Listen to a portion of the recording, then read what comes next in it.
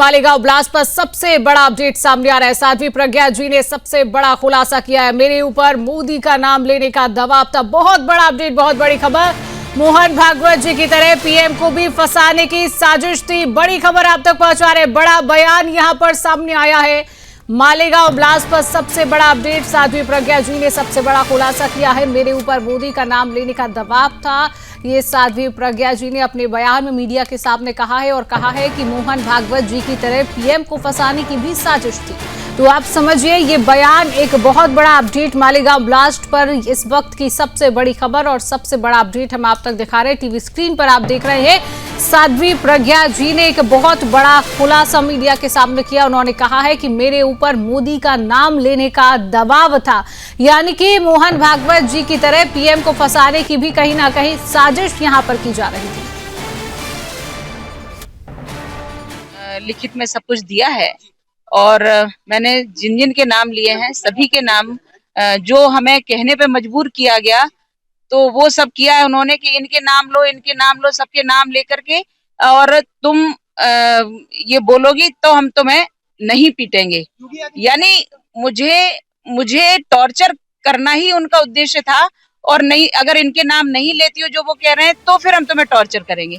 तो उसमें सभी के नाम आए हैं, मैंने लिखित में सब दिया है। माननीय योगी जी का है, माननीय मोहन भागवत जी का है, माननीय सुदर्शन जी का है और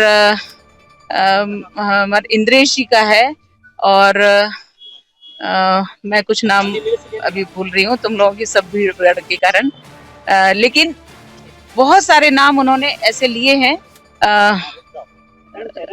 राम जी माधव का नाम लेने के लिए बोला है और भी कुछ नाम हैं जो मैं अभी भूल रही हूँ, लेकिन ये सब करने के लिए उन्होंने हमें टॉर्चर किया। हमारे फेफड़े की झिल्ली फट गई, मैं बेहोश हो गई, मुझे सुसरूसा हॉस्पिटल में गैर कानूनी तरीके से डिटेन किया था, तब रखा और उसके बाद फिर बजे हॉस्पिटल में रखा। मैं अपनी पूरी कहानी जो लिख रही हूँ उसमें ये सब आएगा, लेकिन सत्य जो है ना वो प्रकट होता है और सत्य प्रकट हुआ। माननीय मोदी जी का भी नाम लिया था मुझे मैं गुजरात में रहती थी, इसलिए उन्होंने मोदी जी का भी नाम मुझसे कहलवाने का प्रयास किया। मैंने किसी का नाम नहीं बोला क्योंकि सब असत्य कहलवाना चाह रहे थे, इसलिए मैंने किसी का नाम नहीं बोला। मैंने अपने